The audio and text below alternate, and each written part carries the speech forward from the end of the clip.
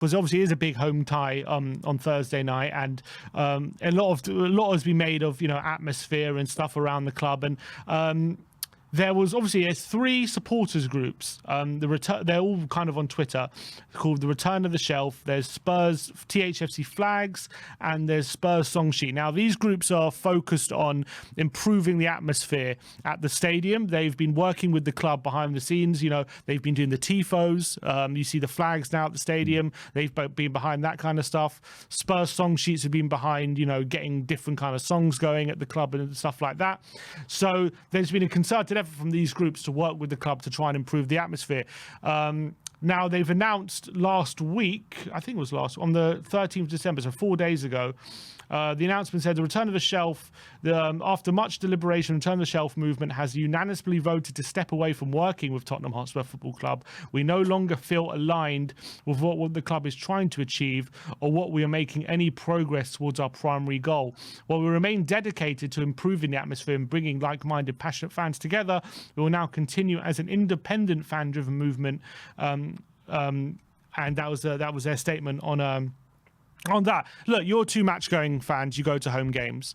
I think that it's clear that atmosphere at times isn't great. And look, I don't think it's a particularly Tottenham issue. I think it's definitely a Premier League issue with rising costs and different demographics of fans that now attend games. Yeah. But for you, how disappointing is that to hear that a fan-led groups that have been trying to improve the atmosphere have stepped away from working with the club because they feel like the club isn't aligned in the same goal? Obviously really disappointing. Thanks for pointing that out. I didn't know too much about this situation. If that is true, that the club, they don't feel they're getting back from the club what they should be, that's really disappointing and shouldn't be happening. I don't like to talk about that lot up the road too much, but something that Arteta did when he came in, he's grabbed that by the horns, and the club have done so. And we all laugh and joke about these little whatever it is they've got going on at Arsenal, but actually it's working for them. And yes, they're doing working for them, so they're doing well. But it started before they started to do well, and I think they've all come together. And I always talk about Arsenal as a bit of a cult, like they're just the most bizarre football club. Their fans are absolutely crazy. We all know they all wear the full kit, and what's that mean? That Arsenal are a clothing company that once lost 2-1 to Sheffield United, like. But something has happened at that club in the last 3 years where they've all just come together. And I think we're at the moment in a similar situation to Man United. Man United have put the season ticket prices up. They didn't even consult with the fan. They just went, we're putting the season tickets up. If you don't engage with your fans, which is what is clearly what is happening now at Spurs, you've got a problem. And I think there's a bit of a slight off tangent. There's a bit of a revisionism about White Hart Lane. Everyone goes, I hate the new stadium. I love the old place. But the old place was... We all loved it. We all grew up. How we started going to Spurs, but it was flat at times. Don't get me wrong. If we were drawing 1-1 at home to Fulham at the old place, it would be flat. But I don't like to hear that the club are not engaging with fans, because let's be honest, we're the lifeblood of this club, and that disappoints me. This has been going on for a while, and for some bizarre reason, people have me pinned as a Levy in guy and all of this sort of stuff. I'm neither Levy in nor Levy out. I'm for whatever's best for Tottenham Hotspur, and if something comes along that's better for Tottenham Hotspur, then I'm Levy out. If nothing else comes along that's better for Tottenham Hotspur, then I'm Levy in. Yeah. It's as simple as that. But when it comes to things like this, a big criticism that I've always had of this board has been the disconnect with the fans. And you can see it in examples of so many things. Last season was the upping of prices for members, which went outside of the season ticket prices. That was disgusting. This season, the concession tickets for elders and kids, that's disgusting. Yeah. You used to have AGMs where it was open forums and they weren't pre-planned questions. Yeah. And Levy and the board would have to take the questions as they come, and you'd have the right to respond. That doesn't happen anymore. Okay, so there is an increasing disconnect with the fans that isn't right. It's not right on any level. And when the board does that, it is very easy to understand and see how the fan groups become more and more anti the board. So the board aren't actually helping themselves in any way with this. And when you've got fan groups coming together, approaching the club, wanting to work with them to make things better for the fan experience, then we don't know what's gone on. We don't know what's happened in those discussions. We don't know who's accountable within the club. Those are questions that should be asked. And the club should be making a statement of why has it not worked? What's gone wrong? But there's too many things that this board does that are out of kilter with the fans and show a lack of respect and understanding of what the fans want. Have you seen what's happened whilst we've been on air? They've just announced, so Twitter's obviously going wild again, and probably rightly. The season 1 of the Korean thriller. This is about Yes. What's that program? Squid Games. Okay. Season 1 of the Korean thriller earned international critical acclaim and became Netflix most watched. Blah blah blah.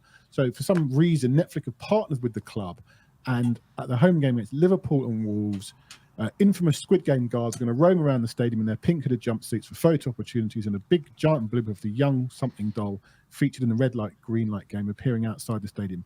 As people are saying on Twitter, can we just win some football matches? We don't need this stuff. We don't need light shows, and we don't need this. And you're taking away singing sections and all this sort of stuff. That's what we want. Can we just focus on what makes the team better? And singing sections and tifos and flags probably help that. And Squid Game stuff doesn't really help. But I'd say as well, right? You've got to take a balanced view on this as well. And the fans don't help themselves. So, for example, you've got the voice of Spurs, James Black, who I think is absolutely fantastic. I love him in the stadium, right? But you get so many fans coming and going, that's not what football's about, Is that blah, blah, blah. No. This is the guy that plays in the stands. He has a guitar, live music. He plays Spurs songs on his guitar, brilliant. You get so many fans coming and going, that's not what football's about, la, la, la, la. This would never... And then with the tifos the other day, I mean, it was hilarious when they were flicking the rubber bands at Ramsdale. I'll give that a pass. But throwing them at Chelsea players, right? Yeah. We're not helping ourselves at times, okay? So it can't just be one way to... And again, you know, people go, oh, he's a Levy apologist. No, I'm looking at it from all angles, okay? The fans don't help themselves, all right? We've got initiatives with brilliant people like James Black, fantastic musician, writing songs for Tottenham. And he's got little sort of... I think he's got 3 or 4 people around the stadium, you know, before the game and after the game doing songs, and it's brilliant. I personally love it. I take my kids along, they love it, right? It's great. It's part of, maybe this is the problem, the new age football experience. Well, unfortunately, that's what's happened. But I think it is great. But this is what I'm saying. Sometimes we don't help ourselves with, we don't want this, we don't want that, we don't want a light show. I couldn't give a toss about a light show. Don't care one way or the other. It makes absolutely no difference to me. If they think it helps, crack on, do it. What impact should that have on anybody? It doesn't really make a difference. Just get in there. You've bought a ticket. Get in there. Go along. Support the team. Get behind them. It's as simple as that. I do think so. As I said before as well, it's all coinciding with a run of bad results. And when you bring it all together, people get very angry and very upset. But that shouldn't detract from the fact that these things need looking at and sorting out. Yeah, but in terms of, of course, the bad results probably don't help this ill feeling towards the board. Obviously, there is a protest going to be before the Liverpool game. But specifically in terms of the atmosphere, that is something that I think most fans, it's fair to say, know that when that stadium gets going, we know how loud it can be, and we know that it can be absolutely rocking, and the aesthetics, how it's been built, creates this really loud noise. But I feel like the way they've positioned the south wall in terms of the south stand, where it's a beautiful stand, that one-tier stand, 17,000 people, yet they put these premium seats right in the middle of the whole stand, and they kind of market it as this, oh, it's a wall of sound, this blue wall and everything, it's going to be like Dortmund. And yet when I look at Dortmund, they've got all these young fans, energetic, like they probably put the prices down, they've probably got £100 season tickets there, and everyone who's there to make an atmosphere goes every game to create an atmosphere, whatever the game, whatever the situation. Whereas at Tottenham, we've got these $3,000 seats right in the heart of that stand, and it's almost like they're selling it as an attraction rather than actually focusing on creating and building an atmosphere. And this is the exact point that I was saying, is there has always been a disconnect between the board and the fans, and it's 100% true. Even in the way that they sack Martin Yole, I mean, there's things that this board does that are just wrong. They're wrong, and you can call them out when they're there to be seen. But the way they treat the fans, that the season ticket prices themselves, although prices are going up everywhere, you know, they are unbelievably high. I think you're quite right. Putting corporates in the middle of that stand, you'd never get that in Dortmund. You know, when you hear other chairmen sort of talking about 5 million in a transfer deal is not what makes or breaks a transfer deal, peanuts to football clubs, right? But it's a lot of money to us, the fans, when you're putting our premiums up and whatever, and they could reduce the prices, and it wouldn't make that much difference to anything, and you could improve the fan experience and really sort of bring the young generation through. I mean, the young generation is being priced out of the game. It's very, very difficult for the young generation to come through consistently to football matches. You've got to be in a very privileged position to do that. And I just think that I completely agree with that criticism of the board, 100%.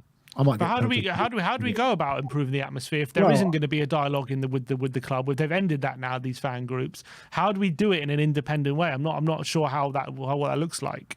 Can I say something that might get me into trouble? I think sometimes not going 1-0 down would help. I know we were up against Chelsea and it was a strange atmosphere, but I think at the moment fans are not necessarily trusting the team. And I remember Conte had his issues, but when that run, especially when we beat Arsenal, that stadium was rocking. That stadium has rocked. City in the Champions League, obviously the opening night against Palace was great. Arsenal game under Conte.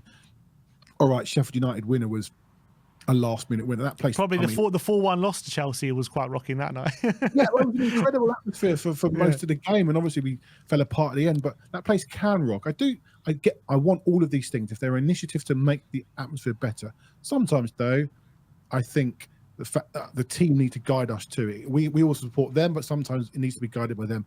I was watching Rayo Vallecano against Real Madrid the other day. When Rayo were, I think they were just after, as Valverde scored, they were midway through a song. And as the ball went in, they just carried on with the song. Like, you'd never get that. I think sometimes it's culture. You'd never get that in a Premier League game. If we're singing, "Oh, when the Spurs go marching in," and another team pops a goal in, we're stopping the song. I do think sometimes it's culturally. You talk about Dortmund, and everyone uses that as a yardstick for atmosphere. Sometimes the monotonous drone of that drum is actually quite annoying. I think as well, there is. I think you're right. There's a fallacy about English atmospheres. I've been to Anfield and it's been dead, right? Like absolutely dead. And similarly, Old Trafford and St James's. I've been to all of these places. And I've been like, there's not much going on here. The only place that's consistent is Goodison Park, but that's them going, moaning at the ref. I know City are going through some poor run, and you could argue about City fans. They just come along for the ride in the last 10 years. Albeit I was only listening on the radio for most of that game in the car. It was dead. It's a Manchester derby. It was dead. Yeah. I think we do big up atmosphere. We've got a great stadium. The atmosphere should and could be better, and there are a number of reasons why. I do think sometimes the team performing helps or hinders that at times. But I think as well, as I say, if fans want to get in and improve the atmosphere, it's on the fans. Nobody's stopping you singing.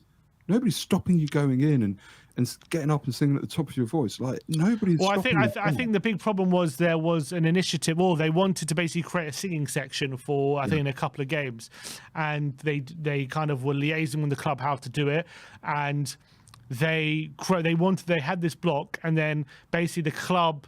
I'm not 100% sure what exactly happened, but the club basically didn't prioritize singing fans for that singing section, even though they said they would. All they did was they said singing section in when the ticket section or whatever, but they didn't actually make sure there was singing fans in there. And it basically ended up where there was a lot of fans who didn't want to be in a singing section, ended up in that section, and it was a bit of a mess. And I think that's created this misalignment, I guess, what you should say, with these fan groups. But yeah, I guess since we moved to the new stadium, obviously everyone was within their groups in the old stadium. That's all been, maybe they've been split up, and maybe fans, there's not enough like-minded fans or younger fans together in that south stand. Yeah. And that's what these kind of fan groups are trying to fix. And I do commend them for actually giving it a go, because for years we've definitely lacked something, and we needed someone to step up and try and change it in that way. And they did, obviously. Clearly, apparently Return of the Shelf gave Tottenham a 22-page dossier about how to improve the stadium, the atmosphere, why the atmosphere is important, what it could do for the club, and all this kind of stuff. And Spurs took it on board, and they suggested they did start working together, but now they've ended that relationship. So that is a big disappointment. It would be interesting to understand from the club's point of view why have they done that? And I don't think the club. Well, the club haven't stopped. The club haven't stopped. It's the fan groups who have stopped. No, right, but why is it falling apart? What's gone wrong? Where's been the disagreement? And I think sometimes the club can communicate a lot more effectively with the fans, and the club should be doing a lot more and work. As I said at the top, they should be working with the fans, particularly fans that definitely want to do a positive thing for the club and make the match going experience even better and get behind the team even more. 100% should be working with that. Yeah. Where do you guys sit in the stadium? Well, go on. No, you go. I'm East Upper. I was East south. Upper. South. Yeah, in the, you know, I said of the posh seats. The posh seats is the West Upper, so I'm about to do myself in here. I was in the South Stand, and I actually have to say I didn't like it. When I started taking my son, who's now 9, I didn't actually go on about the atmosphere.